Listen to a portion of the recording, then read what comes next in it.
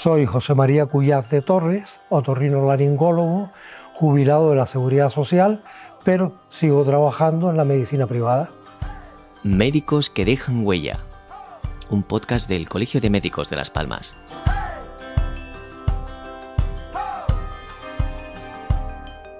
José María Cuyás de Torres, muchas gracias por venir, muchas gracias por estar aquí en Médicos que dejan huella. Bienvenido. Es un placer. Muchas gracias. Usted nació en Las Palmas de Gran Canaria en 1947.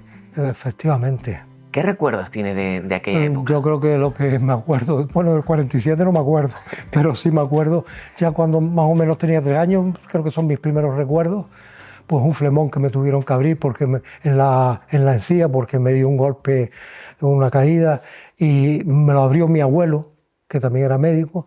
Fue la primera vez que vi a mi abuelo con una bata blanca, porque la idea que tenía de él era que un señor mayor, pero no lo veía con la misma vestimenta que mi padre. Me ha comentado que su abuelo era médico y su padre también. Mi abuelo era médico de Aruca y mi padre era médico otorrino. Y ahí posiblemente donde le influyó para estudiar medicina, entiendo, ¿no? Claro, porque nosotros teníamos la consulta en casa. O sea, mi casa era un piso grande y estaba dividido en dos.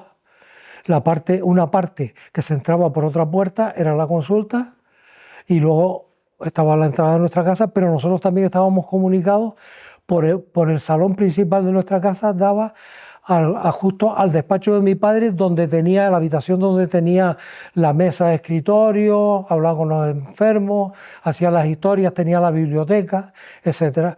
Cuando no estaba mi padre, a mí me gustaba mucho meterme en el despacho, mirar libros de medicina.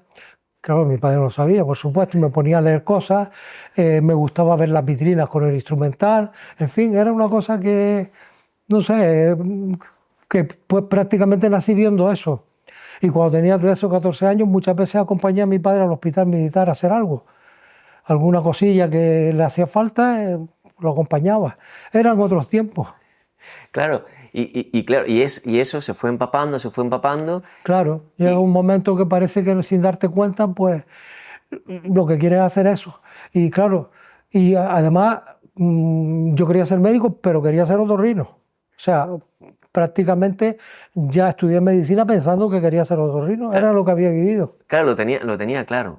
Claro. ¿En su casa no sorprendió entonces que dijera que quería estudiar medicina? No, ¿O sí? no, bueno, mi padre se llevó una alegría porque yo también estaba en duda si hacer navales, ingeniero naval, pero incluso me llegué, bueno, pero vamos, que cuando mi padre vio que iba a estudiar medicina, enseguida me sacó el Testí, que era un libro de anatomía de 4 tomos, que tenía él, que era además de su padre, o sea, el libro tenía tiempo. Lo que pasa es que el Testí es un libro clásico de siempre y las variantes eran insignificantes. Y bueno, y otras cosas que tenía por ahí, con lo cual se llevó una alegría.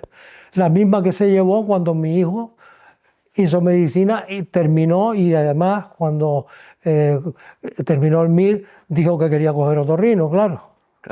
Claro, su abuelo, Claro. su padre en este caso, se alegró muchísimo. Mucho. Iba al médico, por ejemplo, porque él se operó de un cáncer de próstata. Bueno, la verdad es que yo creo que lo que hicieron no llegó a ser una prostatectomía, sino porque ya era muy mayor. O sea, quitar lo que es la próstata dejando la cápsula y iba a hacerse unos lavados. Y me acuerdo que si alguien le preguntaba, dice, no, yo soy hijo de médico y mi hijo y mi nieto también son médicos. ¿Y qué más recuerdos tiene de su padre ejerciendo? Bueno, mi padre en aquella época, como los servicios de urgencia no son lo que eran ahora, a cada momento venían por la noche a sacarlo de la cama. Yo me acuerdo, muchas veces si era una cosa, muchas veces venían hemorragias a la consulta por la noche, llamaban y mi padre venían a la consulta y mi padre se levantaba y los veía, pero más de una vez tenía que salir. Yo me acuerdo de salir en pijama, ponerse una bata, pues tenía que ir a hacer una traqueotomía urgente, que lo llamaban de cualquier sitio, a lo mejor del hospital militar, como de alguna clínica privada, de San Roque, donde fuera. Muchas veces lo llamaban y iba a hacer una traqueotomía y volvía. Claro, era habitual que sonara a las 2 de la mañana un teléfono, A la hora un teléfono fuera, de la casa. Efectivamente. era otra vida. Claro. Como también me contaba además mi padre cosas de mi abuelo, que tenía que ir a caballo porque había sitios inaccesibles no lo podían llevar en coche, porque él no conducía, pero tenía un chofer, pero que no podían ir en el coche, entonces iba a caballo a ver a los pacientes, claro, porque vivían en sitios que la carretera no estaba hecha, o eran caminos vecinales, y entonces incluso me contaba que alguna vez llegaba y veía un ambiente, hacer un parto a lo mejor, y veía un ambiente tan pobre que en vez de cobrarle le dejaba dinero para que comprara comida, leche, etcétera. Porque claro, si la madre no se alimentaba, el niño tampoco. Claro, lo iban a necesitar. O sea, quiero decirte, con lo cual, todas esas cosas, pues, ver la gente cómo saludaba a mi padre, cómo le daban las gracias por cosas, como tal, pues eso te animaba a hacer medicina, obviamente, porque decía, hombre, estás haciendo una labor buena, ¿me entiendes? Cuidas la salud de la gente, te daba seguridad. Yo, si me ponía malo, tenía la seguridad de que estaba mi padre en casa. ¿Y usted recuerda el trato humano de su padre? Sí. Mi padre aparentemente, como era un hombre alto, mi padre era mucho más alto que yo, me dio unos 92, me parece, 92, Pues sí que era alto 93. para la época. Sí, era alto. Hombre, yo me acuerdo en las procesiones de Semana Santa y en todas esas cosas, que nosotros éramos unos privilegiados, porque aunque estuviéramos en la fila 27, nos ponía mi padre, nos subía a los hombros y veíamos perfectamente. Nos perdíamos en alguna muchedumbre y no teníamos nada más que mirar para arriba, y ahora veíamos a mi padre, lo encontrábamos enseguida. En aquella época sí que era raro gente tan alta. Sí, Sí. en aquella época la estatura media española, que creo que estaba en unos 1,65, unos 68, Sí, no era lo habitual, claro, la gente media. era más baja, claro. Por eso te digo que no tal. Y luego, pues, quiero decirte que a pesar de ser tan alto, de tener un vozarrón, porque tenía un vozarrón, resulta que después era cariñoso con la gente. Yo veía que, ¿sabes? Hombre, reñía muchas veces a un paciente, pero ¿cómo se le ocurrió a usted hacer eso? O sea, pero una riña cariñosa, no. A ver.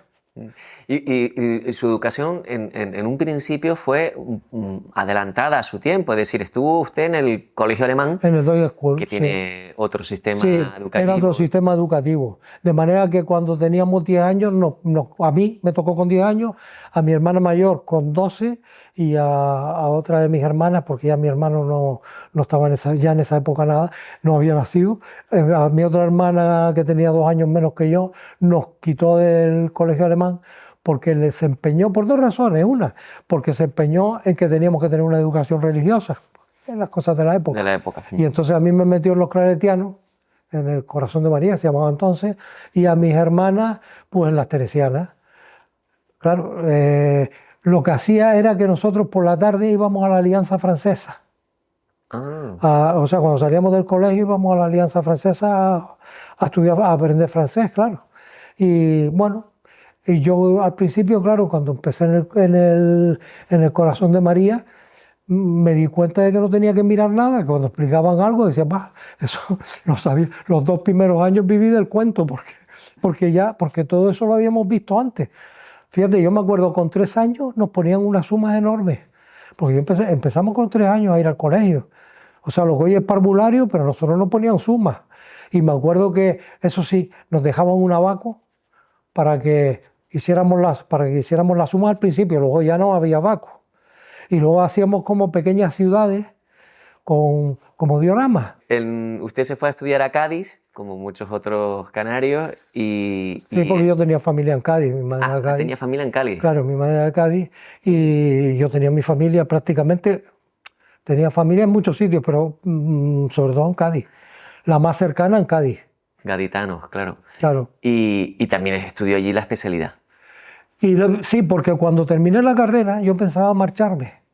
Pero cuando terminé la carrera, cuando ya estaba en cuarto, apareció el profesor Bartual, que era hijo del catedrático de Valencia y sacó la cátedra de Cádiz. Él venía de Alemania, se había formado en Heidelberg. Y entonces era un hombre joven, el señor aquel tiene, pues todavía vive. Tenía en aquella época, don Juan tenía en aquella época pues 27 o 28 años cuando sacó la cátedra. Entonces era un hombre joven. Él era, digamos, pues traía muchas novedades En Cádiz nosotros en el servicio de otorrino se hacía, yo como estuve de alumno interno en quinto y en sexto en otorrino, pues veía cómo lo que vamos, veía cómo funcionaba el servicio. Allí se hacía lo mismo, me acuerdo que se hacían comandos de quitar un tumor enorme que en ningún lado lo quitaban y hacer colgados por todos lados, reconstruirlo, etcétera. Luego, en fin, se hacía una cirugía muy avanzada, se operaban neurinomas del acústico, que se operaban en muy pocos sitios. Hombre, ahora se operan mejor y con mejores técnicas, pero quiero decirte que digamos que era un hombre que era muy avanzado para la época.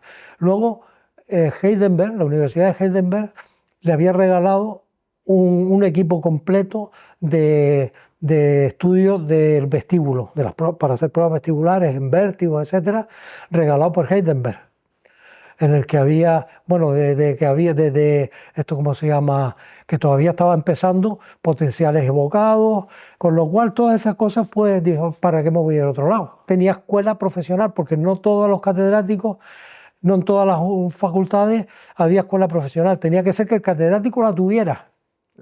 Porque entonces había, o estaba empezando lo de ser residente, que todavía no estaba claro, cada uno se examinaba en el hospital que estaba, no ibas a Madrid ni nada, y después estaba la escuela profesional. Entonces, bueno, pues tenía la escuela profesional con el profesor Bartual, y después, bueno, como además en Cádiz los residentes podíamos vivir en el hospital, o sea, éramos residentes de verdad, entonces pues me conviene. Y ya me quedé, y además había estado 2 años de alumno interno, pues ya estaba más, por eso me quedé en Cádiz. Claro, o sea, aparte de tener familia, pero también tenía en Barcelona y en Madrid, o sea, y en Valencia, o sea que, digo, de la familia mía tengo de todos lados, porque tanto mi padre como mi madre, aunque mi madre era de Cádiz, pero los dos tenían origen catalán al final, porque mi madre se llamaba de Torre Ferrer Cajigal y mi padre, pues Cuyás, que también es un apellido catalán. O sea que al final tengo familia en Barcelona. Y entonces, ¿era residente? ¿Cómo es vivir dentro del propio hospital? Bueno, pues mira, el primer año vivía en una habitación de 6. O sea, dormíamos 6 en la habitación. Bueno, la habitación era como este salón, tampoco te creas que era pequeña, porque teníamos hasta nuestra mesa de estudio, nuestra cama, pero 6 personas. Entonces, el siguiente año, como había acabado gente, pasé ya a habitación individual. Y entonces ya tenía mi habitación individual. Incluso había un salón en el que se suponía que era por si venían visitas o por si, yo qué sé, que nos queríamos sentar ahí a leer o lo que sea, que un residente de oftalmología, uno que era de Tenerife, David del Rosario, se le ocurrió una idea, poner una bola de esas de discotecas, esas bolas que iban con los colores, y entonces era un tío muy amañado. Entonces cogíamos e invitábamos a las enfermeras primero y después a otras amigas también, y aquello organizábamos unos guateques allí a lo mejor. Yo después ya dejé de ir a los guateques porque empecé a salir con mi mujer y ya me iba a Sevilla, que mi mujer, aunque era de Cádiz, estudiaba en Sevilla. Y entonces ya, pues, ella hizo derecho, pues me iba por las tardes que no teníamos trabajo, porque el jefe nos ponía cosas para por la tarde. Después de Cádiz, se movió por algunas ciudades, ha hecho cursos en... Sí, por ejemplo, los otorrino infantil, sí, que salió, bueno, ahora le llamarían un máster, en aquel momento era un curso, que duraba unos meses. Estuve en Barcelona. Así, era para otorrino, pues estuvimos haciendo otorrino infantil. Nos dieron un diploma, pero que además fue gente muy buena, porque esto lo organizó la Cruz Roja. En la Cruz Roja había un otorrino muy bueno que era Prades, que antiguo cirujano, que después se hizo otorrino, ¿no? Sí, fue una cosa curiosa. Y después la Facultad de Medicina, o sea, la clásica. Porque después había otra en Vallebrón, ¿no? La que llevaba al hospital de Vallebrón, que estaba que era la Autónoma de Barcelona, pero esa era la Facultad de Medicina. Y trajeron gente muy buena, porque venían franceses, que que eran número uno, por ejemplo, en oídos, número uno en laringe, y no solo a nivel francés, sino a nivel mundial, que era de lo mejorcito. Una radióloga que era muy buena, que digamos cuando pues, estaba empezando las tomografías, hacía la tomografía, no el escáner, las tomografías del oído, etcétera. Bueno, pues todo eso, la gente del plantel era muy bueno. El catedrático de Madrid Otorrino, el de Zaragoza, en fin, vino. O sea, el curso lo dieron mucha gente y todos los días teníamos teóricas por las mañanas y prácticas por las tardes. Teníamos disección de huesos de niños, de temporales de niños, en laringes de niños, bueno, de cadáveres de niños, claro. Yo me iba a ir, yo tenía pensado irme porque ya me había casado y ya el sueldito que pagaban allí no era... Vamos, y además, bueno, el caso es que me ofrecieron una plaza en Vitoria. Además, ya fíjate, ya llevábamos casi 2 años casados y había nacido mi hijo. Mi hijo nació, pues si yo me casé en agosto, mi hijo nació en julio del año siguiente. Y entonces ahí me ofrecían de entrada del tirón si quería jefe de sección, porque no tenía otorrino. No tenía. Y en la otra edad juntos. Bueno, pero al final mi mujer dijo, mira, Lugo es muy triste. Y la verdad quedamos. Y entonces quedamos en irnos a Vitoria. Pero cuando ya pensábamos irnos a hablar con el jefe de allí, etcétera, etcétera, le pegaron una paliza a un médico, a un pediatra, unos pacientes, porque querían que fuera a ver urgente a su hijo, a su casa, y el paciente le dijo, mire, estoy viendo un paciente, en cuanto acabe voy. Pues sobre la marcha le arrearon una paliza. Luego ya empezamos a pensar, y la ETA, que estaba en aquel momento. Total, que al final ni fuimos. Mi padre, por otro lado, aprovechó la ocasión para decirme, vente para acá, que al final me vine para Canarias. Volvieron a la tierra. Claro, ahí salieron unas plazas de cupo y saqué una plaza de cupo que había. Y la consulta, y se jubiló la otorrino de Sanidad, Lolita Jo, bueno, la doctora Dolores Perneta, se jubiló y claro, quedaba ese puesto vacante y nada, ahí hicieron un mini concursillo que no se presentó nadie, a veces me presenté yo solo y ya pues me dieron el trabajo. Como las plazas de cupo eran de 2 horas y la otra igual, pues no se solapaban y podías tener pluriempleo todo lo que quisieras, pues bien. Y así hasta que salieron las plazas de la residencia, que salió primero la de jefe de sección, me presenté primero la de jefe de sección, cuando la saqué pues dejé lo de sanidad porque claro ya era toda la mañana. Y luego, pues, y además ya empezaron las cosas a cambiar. Y luego cuando salió la de jefe de servicio, pues también me presenté a la de jefe de servicio. Y luego, pues, ya ahí seguí. ¿Qué se encontró porque fue alpino? Bueno, claro, cuando fui alpino, ya de entrada como jefe de sección, pues mira, decepcionante, porque el instrumental era el año 1 antes de Jesucristo. Poco menos, no tanto, pero vamos. El motor para fresar oído era un antiguo motor de dentista, de aquellos de polea, que bueno, en fresar un hueso temporal para operarlo, tardaba Dios y ayuda, porque aquello, aparte de que las fresas estaban todas gastadas, medio gastadas, allí no compraban fresas nuevas, no había dinero para nada porque todo eran problemas, aparte de que, claro, después te decían, bueno, y cuando salga la plaza de jefe de servicio va a salir, si el señor que venga, pues quiere otras cosas, no había ni un audiómetro. Sí, extraño, pero no había ni un audiómetro. Tú no sabes lo que costó ir comprando cosas. Ahí me ayudó mucho mi amigo Federico del Castillo, que era el único adjunto que tenía, porque nada más que tenía un adjunto cuando llegué. ¿Cuántos otorrinos había en el Pino cuando llegó?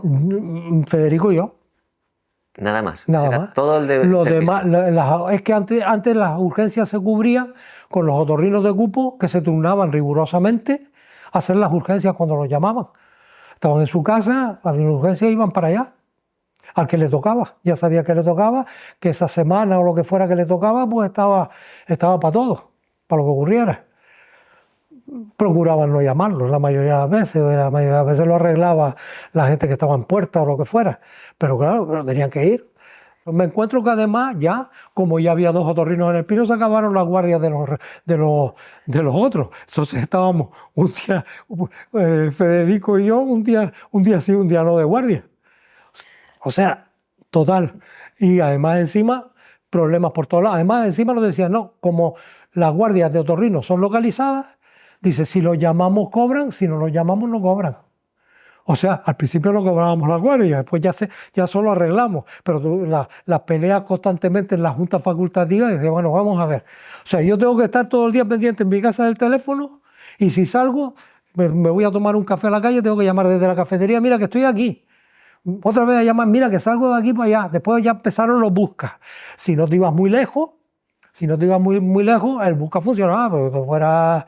Yo que vivía, por ejemplo, en la calle Luis Doreste Silva, que estaba, bueno, no sé si conoce el edificio Loreto, estaba, vamos, a un tiro de piedra, vamos, del Pino, ¿no? Y iba andando rápidamente, pero vamos. Quiero decirte que, bueno, ya eso fue mejorando. Y luego, cuando saqué la plaza de jefe de servicio, pues ya, claro, ya empecé a tener más fuerza. Y ya fue cuando se empezó a comprar instrumental. Antes operábamos bueno, había un microscopio, un SAI antiguo, y operábamos con ese. Pero al mes o 2 meses de estar yo ahí, no sé por qué, una enfermera, sin querer, al rodarlo, se le dobló la columna, cayó el microscopio al suelo y se rompió. Inservible. Inservible. No había manera de comprar otro microscopio, así que yo tenía uno que me había comprado para mi consulta privada, que ya en aquel momento ya la había puesto, y me compré uno. Y entonces lo que hacía es que le quitaba la cabeza, la pata no le había pasado nada, lo que se había roto era el microscopio en sí, lo colocaba en la pata del microscopio ese. Luego, cuando vino ya al año y pico, ya apareció pues Florencio Castañeda, que también contribuyó como Federico del Castillo a la formación del servicio. Pues ya entonces empezamos ya él también tenía un microscopio, y entonces pues entre los dos, unos días lo llevaba yo, otros días lo llevaba él, y llevando instrumental nuestro. Operábamos con mucho instrumental, prácticamente casi toda la cirugía de oído era con instrumental nuestro. La cirugía de laringe y eso, como nos valía cualquier instrumental prácticamente, pues con lo de cirugía general pues podíamos, ¿no? Pero bueno, que fueron unos comienzos un poco duros. Un poco duro, ¿no? Entonces, cuando alcanza la jefatura del servicio, ¿cuáles son sus prioridades? La cosa fue cambiando. Y luego ya, pues, ya nos fueron comprando cosas, ya fuimos montando mejor. Hombre, pasamos de tener una consulta compartida a medias con neurocirugía. Imagínate este trocito del escenario, que tú le pones un biombo, no una cortina, un biombo de esos que se ponían antiguos, ¿sabes lo que te digo? Sí. De tres hojas abiertos, y entonces en una mesita que había allí estaba pasando consulta neuro. Aquí estaba el biombo, y en otra mesita allí estaba pasando consulta yo o Federico o Florencio, o después cuando llegó Jesús Roldán. Esa era nuestra consulta. Conseguí que me compraran un audiómetro, porque ya dije que eso sin audiómetro era imposible. Entonces ya me compraron un audiómetro, y entonces en un armario que había, un armario grande de almacén, pero que era, bueno, era grande, casi, no sé, bastante grandecito, ahí fue cuando esto, ¿cómo se llama? Pusimos el audiómetro, y entonces ahí hacíamos las audiometrías. Uno hacía audiometría mientras el otro estaba pasando consultas, y luego fuimos enseñando a las niñas, a las enfermeras a hacer audiometría. Pero vamos, que eso fue el principio. O sea, que fue, ya te puedes imaginar, como si hubiéramos ido a Tanzania a pasar la consulta. Bueno, a Tanzania no, creo que es peor. Pero bueno. Es un espacio más o menos para que sí, se pueda asimilar unos 10 metros cuadrados, 10, 12 metros cuadrados. 12 metros, 14. 6 personas sí, compartiendo lugar. Yo tenía mi silla, mi mesa, y mi paciente y el acompañante de mi paciente estaban enfrente. Me acuerdo un día que Cesario le pasaba como Masi, que tenía poco pelo, y los dos, él era un poco cortón, era un chico además muy preparado, un buen neurocirujano. Los dos eran buenos neurocirujanos. Van implementando mejoras, no solo estructurales, sí, sino también haciendo incorporaciones, sí, y llega el paso de formar a nuevos especialistas. Claro, y una vez que saqué la plaza, pues ya solicita a la Sociedad de Otorrino la docencia, ya empezó a entrar más gente en el servicio, la Sociedad de Otorrinos me concedió la docencia, entre otras muchas cosas, porque coincidió con nos trasladaron al materno infantil de forma, según nos dijeron a nosotros, provisional, porque iban a hacer unas obras en el Pino, no lo sé.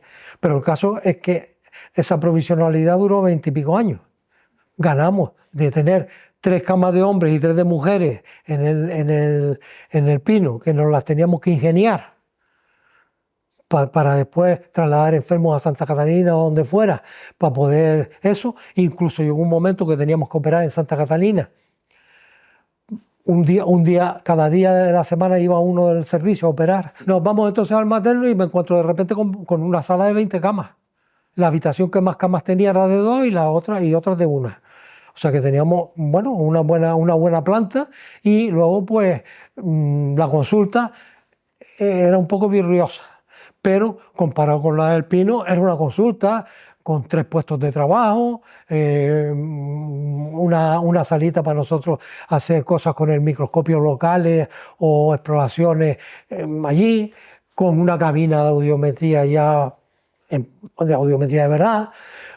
Los potenciales de boca los pudimos poner un poco separados.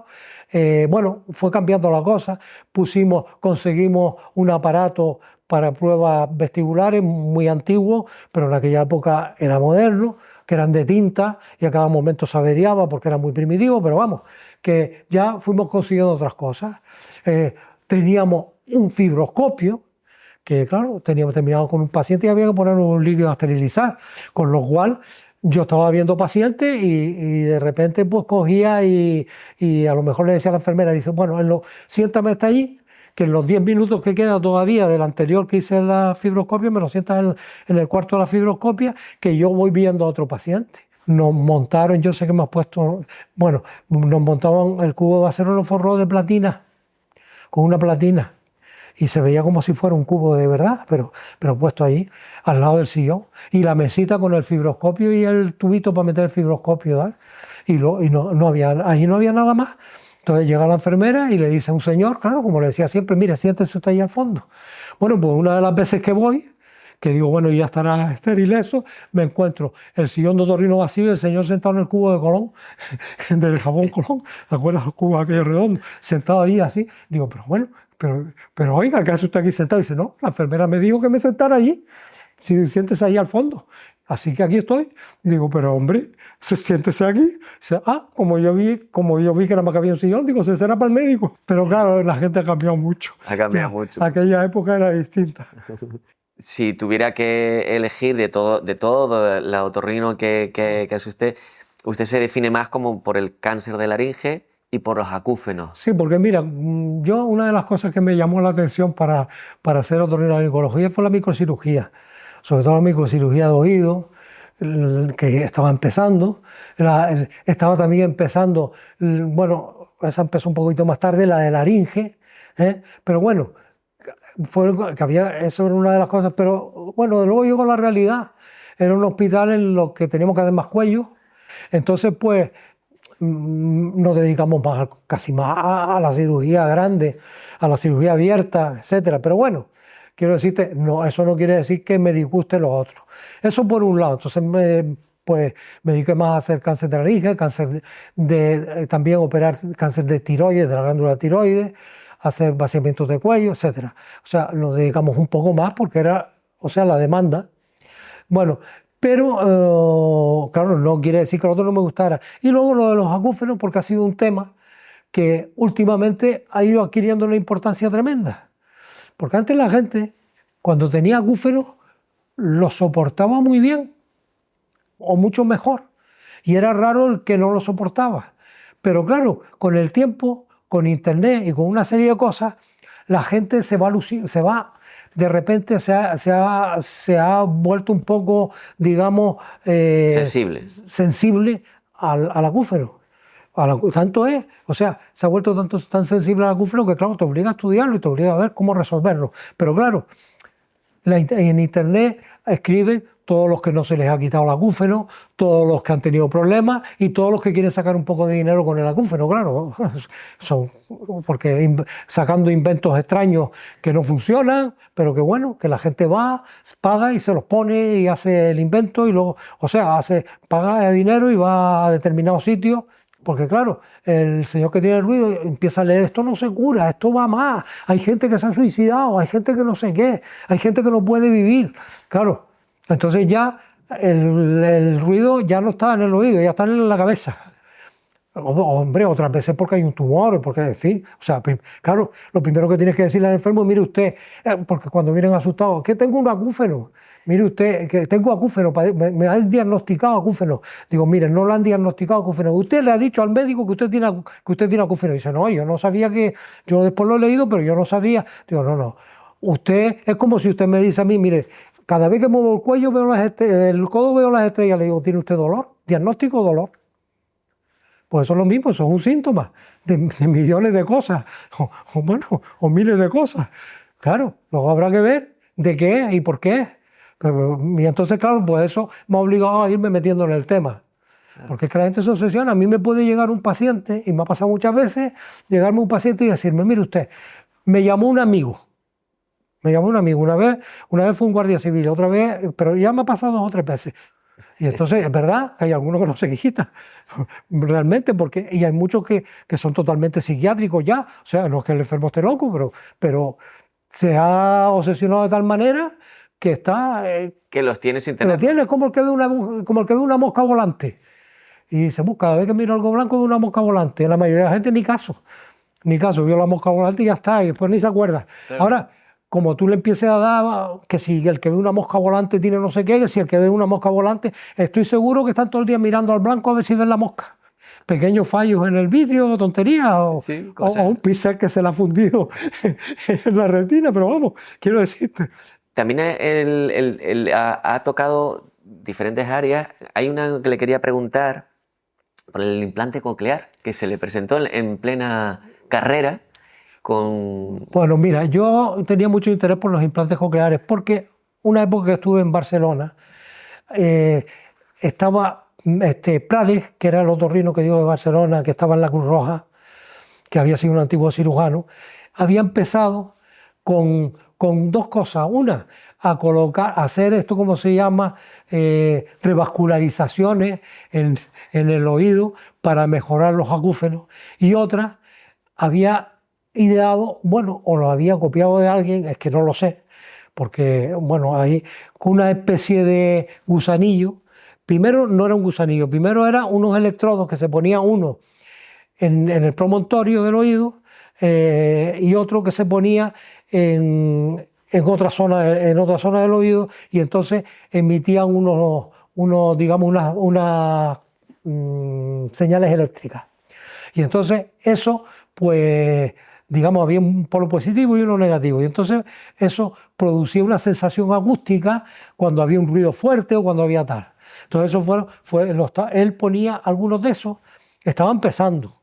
Y entonces, pues aquello me llamó la atención porque digo, hombre, se puede acabar con la sordera. Porque claro, y realmente, pues aquello fue progresando, pues yo iba leyendo cosas, iba yendo a sitios, iba viendo cómo aquello iba mejorando, y entonces pensé en la idea esa. Yo cuando estaba en el Pino, sí, y al principio del materno, iba una tarde a la semana a Cáritas, porque mi padre era muy amigo del cura de Cáritas. Y entonces don José, que era un señor mayor, y allí tenían unos sordomudos, que ellos los llevaban los padres todas las tardes. Entonces yo les hacía la audiometría, les hacía una serie de pruebas y los iba clasificando, los que podían ponerse aparato, los que no podían ponerse aparato, etc. Entonces, claro, pues había eso porque yo además, mi jefe, Bartual, en Cádiz había formado una escuela de sordomudos. Él había montado una escuela de sordomudos. Entonces, pues yo iba un poco con esa idea. Pero aquello después ya me fui al materno y aquello ya la cosa se complicó más, teníamos quirófano todos los días, volvía tarde, a veces no me daba tiempo ni a almorzar para meterme en la consulta, y algunas veces tenía hasta que suspender la consulta, pero bueno, la mía, digo privada, entonces ya pues aquello lo dejé. Y además porque don José también se murió, o sea, el cura y ya eran otras personas, etcétera, aquello lo dejé. Y entonces resulta que llegó un día una chica catalana en comisión de servicios. Yo sabía que en Cataluña ya había gente como García Ibáñez que estaban poniendo implantes. Ajá. Ella estaba con Pedro Quesada en el hospital de Vallebrón, o Valdebrón, como se diga ahora. Bueno, y digo, bueno, entonces digo, tú eres capaz si montamos una unidad de hipoacusia de esto, ¿cómo se llama?, de hacerlo de los implantes. Ah, sí. Digo, bueno, pues vamos a hazme una memoria para intentar montarlo, ¿verdad?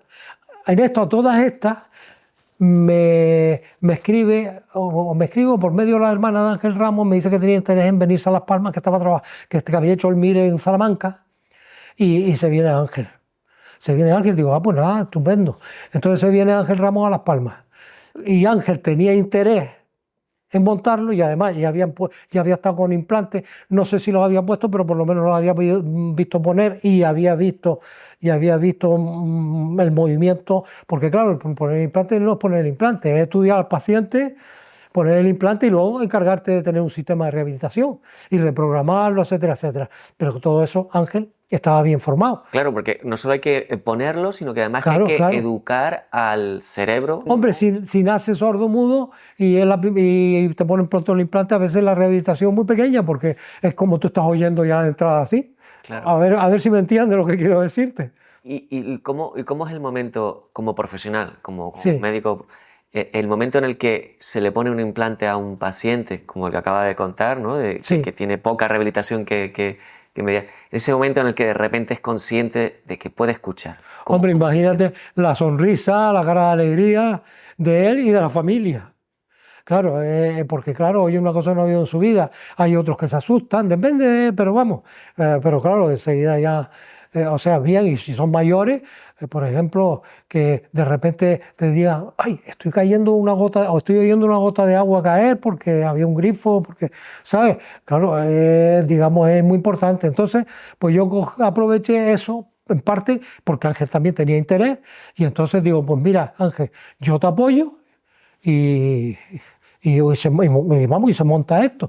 Y efectivamente, Ángel, además Ángel se defendía muy bien en la cirugía de oído, o sea que digamos que era bastante bueno en cirugía de oído, digo, bueno, para él poner un implante y nada, y entonces empezamos con lo de los implantes. Primero trajimos a un señor que hizo un par de implantes que le ayudó a Ángel en los 2 implantes y después ya a partir de ahí empezó a colocarlo él, luego yo empecé a ayudarle a él, luego ya fuimos colocando implantes, hombre, siempre más Ángel que yo, luego yo me marché del materno y ya él se quedó con aquello porque ya yo estaba en el Negrín y del Negrín al otro lado, pero bueno, o sea, el mérito hay que dárselo a Ángel Ramos, obviamente. Hombre, ahí me aproveché yo de sus conocimientos, pero bueno, la vida es así. Claro. Pero bueno, Ángel Ramos tiene reconocimiento internacional incluso. Hombre, Ángel Ramos, claro. Ángel Ramos lo llaman a operar implantes de los sitios más insólitos que te puedas imaginar y en los congresos y todo, pues es una autoridad. Usted pasó, como dijo, ha pasado al Negrín, pasó al Negrín, fue evolucionando, pero yo le quería preguntar, de todo lo que hemos hablado de su trayectoria profesional, ¿cuál es su mayor aporte a la especialidad? Es decir, lo que usted considera que ha sido su mayor aportación a su especialidad de otorrino. Bueno, como yo, más o menos, en esa época hacíamos de todo. Yo creo que a mí, en realidad, donde más me metí en mi época, al final, fue en los tumores de tiroides. En los tumores de tiroides, bueno, y los de laringe, por supuesto, también, y en el cuello. Yo tenía además en mi servicio gente buena en cuello, como era Juan Rivero, Jesús Martínez, Jesús Benítez. Bueno, Jesús Benítez fue alumno nuestro, fue el primer residente que tuvimos y el que realmente estoy muy orgulloso de él porque ha hecho del servicio que nosotros creamos, porque prácticamente lo creamos tanto el servicio de otorrino infantil como el de adultos, porque aquello era, digamos, un terreno árido en el que, bueno, todo estaba Por hacer. por hacer. Jesús, el servicio de otorrino, Jesús Benítez lo ha transformado en un servicio, digamos, de primer orden, uno de los servicios, digamos, punteros del país. O sea, Referente. Sí, igual que ha hecho Ángel con el suyo. O sea que nosotros ahora en Las Palmas pues tenemos que decir que tenemos dos buenos, digamos, servicios de otorrino gracias a esta gente. O sea que, hombre, he contribuido pues en ayudar a Jesús Benítez a formarse y esto cómo se llama. Y bueno, y Ha dejado un buen legado. claro, y eso, y bueno, organizar un poco junto con Juan Rivero la Sociedad Canaria, perdón, de Otorrinolaringología, porque era un desastre. Nosotros, cuando yo salí de presidente de la sociedad, me eligieron de presidente de la Sociedad Canaria, pues organicé las cosas, porque aquello era un desastre. Allí no había, aquello estaba totalmente desmadrado, no sabía ni quién eran los socios, casi ni, bueno, un desastre. Y la verdad que ahí me ayudó mucho Juan Rivero, y luego, bueno, digamos también en el servicio, claro, por supuesto, porque también fue otro puntal del servicio. Quiero decir que tuve una gente muy buena, pero no me puedo poner a nombrar uno a uno porque sería interminable. Pero todos fueron... Yo le quería preguntar, hemos hablado del terreno profesional, quería preguntarle del terreno personal, una afición que me llamó mucho la atención. Usted, creo que ya no la profesa, pero usted dibujaba muy bien cómics. Sí, me dedicaba a hacer cómics. Lo que pasa es que hacía cómics a amigos míos y amigas mías. Entonces el protagonista del cómic era uno de ellos o una de ellas. Y entonces, bueno, era de broma, ridiculizando cosas sobre su manera de ser y de tal, pues haciendo una historieta, pero de 3 o 4 páginas, a veces más. Pero quiero decirte que con sus viñetas, y entonces pues les ponía sus bocadillos, como hablaban, como tal, y bueno, y después cuando los coloreaba, los hacía con los Rotring aquellos. Sí. Bueno, y después los coloreaba pues con esto, ¿cómo se llama? Con tintas de colores. Y se los regalaba. Al encuestado, al que era... Al protagonista. Al protagonista. Entonces nosotros llevábamos las clases de otorrino, los exámenes de otorrino, etc. Y después ya, bueno, ya luego ha salido a la plaza de profesor titular. Una la sacó Juan Rivero, que se ha jubilado también, y otra la sacó Ángel Ramos, que está en activo y además sigue siendo profesor de la facultad y ha seguido ascendiendo en la facultad, claro, lógicamente. Don José María, yo le quería preguntar, ¿cuál es su huella en presente? ¿Qué deja huella? ¿Qué huella deja? Mis huellas son mis alumnos. Porque todos, algunos, la mayoría, digamos, han triunfado en lo suyo, llevan una trayectoria muy buena, han conseguido cosas muy buenas. Entonces, para mí, eso es lo principal. Y después mi hijo, que también fue alumno mío y que también es otorrino. Y continúa la saga. Y continúa la saga. Continúa la saga médica, por supuesto. Imagino que ha contado unas cuantas anécdotas. Yo he estado, quiero decir también, he estado en la Sociedad Otorrino como vocal durante por lo menos en varias ocasiones, en total unos 12 años. Y yo le quería preguntar, seguramente en toda su trayectoria ha contado alguna anécdota, ¿vale? Pero seguramente tendrá alguna anécdota muy peculiar que desee compartir. Muy peculiar y que además pasaba con frecuencia, porque te voy a contar una, pero pasaba muchas veces. Al principio de llegar aquí, pues como te dije, estaba yendo a la escuela de sordomudos. Estaba yendo a la escuela de sordomudos. Y entonces una madre de un niño que llegó sordomudo me dice, oiga, usted tiene un familiar en Madrid, un hermano, un primo, que se dedica a lo mismo que usted, a las cosas del oído y de los sordos. me quedé pensando y digo, ¿verdad? Yo tenía un primo que era primo segundo, no primo hermano. Pero claro, digo, sí, yo tengo un primo que es otorrino en Madrid, que además de otorrino era dentista. Sí, trabajaba de dentista en la privada y en la pública de otorrino. Entonces, pero se llama, digo, pero claro, mi primo se llama Ferrer Cajigal de primer apellido, porque claro, por parte de mi madre. Entonces, como tenía el segundo apellido de mi madre, digo, pues usted no lo puede conocer. Pensé, digo, usted pero no te lo puede conocer porque dice, sí, doctor. Dice, sí, doctor, porque mire, ese apellido de ustedes, de Doctorrino, que debe ser extranjero, es muy raro. Yo no, es casualidad que a mí me mandaran a Madrid a estudiar. Claro, te digo que no había ni audiómetro. En la Seguridad Social los mandaban a Madrid. A mí me mandaran a estudiar al niño a Madrid cuando sospechaban que era sordo y me vio Doctorrino. Dice, y eso no puede, no es muy raro. Un apellido demasiado extraño, ¿no? Doctorrino. Demasiado extraño. Dice, como de extranjero. Es que por eso pero eso me ha pasado muchas veces más. O llegar al hospital preguntando por el negro cirujano y cosas por el estilo, en vez del cirujano negro, perdón, en vez del neurocirujano, el cirujano negro, y decirle, pero mira, aquí no hay ningún cirujano negro. Dice, me acuerdo de Sor María, que era la de la planta. Dice, sí, a mí me han dicho eso, el cirujano negro no, el negro cirujano. Dice, no, mujer, será el neurocirujano. Pero esas cosas ya no pasan. Y a lo mejor lo importante, pues no se han preocupado de ellos. Pero bueno, no llega tanto.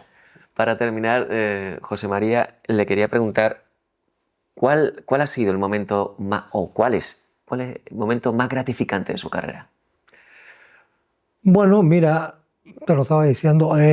Primero, conseguir montar un servicio como el que teníamos en el Negrín, bueno, que antes lo puse en el materno, que sí, que en una época íbamos mucho a urgencia porque teníamos que sacar bolígrafos de los esófagos, sacar cuerpos extraños de bronquios. Ten en cuenta que entonces no había fibroscopios flexibles, eran los tubos rígidos y éramos nosotros los que hacíamos la mayoría de la fibroscopia. Vamos, fibroscopia no, eran esofagoscopias y broncoscopias. De hecho, una vez sacamos, porque eso lo hice con Federico, un reloj de un esófago, de un pinche de cocina de Lanzarote, que se apostó con los compañeros de la cocina del restaurante donde trabajaba, que se tragaba un reloj sin correa. No veas para sacar el reloj, para sacar el reloj, porque claro, el reloj se le trabó por el camino, naturalmente. Claro, pero como... Pues sí, un reloj de pulsera. O sea, que por eso te digo, bueno, vencer eso, pues la verdad, digamos, montar todo aquello, pues fue un punto. Y ahora, si me voy al Negrín y veo cómo lo tiene Jesús, el doctor Benítez, pues digo, pues mira, para mí es una gran alegría. Y bueno, y que mi hijo, pues, haga lo mismo que yo y que veo que la gente confía en él y que la gente lo quiere y que eso es muy importante. Eso es muy importante porque el médico tiene que ser una persona muy cercana al enfermo. O sea, el médico no puede estar subido aquí arriba en este escenario y el paciente ahí abajo. El paciente es una persona que está sufriendo, que necesita cariño, no solo de su familia, sino del que lo está viendo. Que no puede ser un tío antipático que está deseando acabar, que vaya que ha venido usted aquí a molestarme que yo estaba tan contento, o usted es un ignorante, o usted no sé qué, que a veces te dicen cosas que tú dices, lo que me está diciendo, porque a veces te dice, no, mire, yo creo que a mí me tiene usted que mandar medicina natural, porque si a mí me han dicho que todo eso tiene cosas que pasan, que pueden hacerme daño, que no sé cuánto, y usted no me mande nada. Bueno, pues en lugar de enfadarte y decirle, hombre, usted es tonto, no sé qué, pues coge y lo vas convenciendo, le vas diciendo, mire, la medicina es igual que la natural que la otra. Lo único que hay una que está estudiada, que han separado los componentes de eso que tenía la hierba que a usted le gusta, lo han separado, lo han puesto para que se absorba mejor, para que esté milimetrado. perdón, miligramado, mejor dicho, pero bueno, porque necesita cariño. Bueno, usted tiene un tumor, pero mire, esto, mire, es malo y ya está. Oiga, pero ¿es macho o es hembra? Porque por lo visto hay una teoría por ahí que si es hembra es más malo porque tiene raíces, esas cosas que te dice la gente. Bueno, entonces le explica, no, mire usted, verá, pasa esto, tal, no se preocupe, estamos al principio, todavía no sabemos mucho, vamos a tomar una biopsia, luego veremos, según lo que sea, pues le diremos lo más apropiado. Pero entonces me voy a morir. Bueno, vamos a ver, no se ponga usted así en ese plan, todo hay que ir buscando las cosas, pero claro, tú tienes que ser cariñoso con el enfermo, no bruscamente tiene usted un cáncer, le quedan 15 días o le quedan 20 y adiós, ¿no? Y mire, ¿me puede usted explicar? No, mire, tengo muchas pacientes ahí fuera. Eso, digamos que para mí es muy importante. Y muy importante que la gente lo tenga siempre en cuenta. Y que la gente cuando está recién terminada, que se cree que saben muchísimo, que sean más humildes y que vayan poco a poco aprendiendo. Aprendiendo de verdad. Pero vamos, aparte de eso, nada más. Aprender, leer mucho, aprender de los demás, aprender de las experiencias. Yo aprendí mucho de las experiencias de mi padre, que realmente era una medicina más antigua que la que aprendí en la facultad, pero hay cosas que dan la experiencia, que tú veas entrar un paciente por la puerta y ya sabes prácticamente qué es lo que tiene. La mayoría de los pacientes saben lo que tiene. Hombre, los tienes que ver porque no se puede ser chulo en esta vida, y además porque el paciente tiene que ver que te ocupa de él, pero vamos, que hay veces que dice, los oyes hablar y dice, tiene esto. Casi siempre. La mayoría. Pero eso te lo da la experiencia, entonces no hay que hacer, ¿me entiendes? Y no fiarse tanto de los aparatos. Sí, los aparatos son muy buenos, todos muy buenos, pero tú tienes que a veces fallan, porque a veces, igual que, digamos, que los análisis, que igual que muchas cosas, te dicen, bueno, pues te puede tener un test de no sé qué, que es tal. No, espérate un momento, sí, pero tiene un 20% de error. Vamos a ver, vamos a hacer más cosas. Quiero decirte que ser más humilde y ver bien a los enfermos y desde luego perder el tiempo que haga falta con el paciente y no ser desagradable con él, aunque el paciente sea desagradable contigo. No es perderlo, es invertirlo. Es invertir. José María Cuyas, muchísimas gracias por venir a Médicos que Dejan Huella. Muchas gracias y como siempre, el colegio es su casa. Pues gracias a ustedes, porque hombre, dejan expresar cosas que normalmente pues, no se cuentan. Muchas gracias.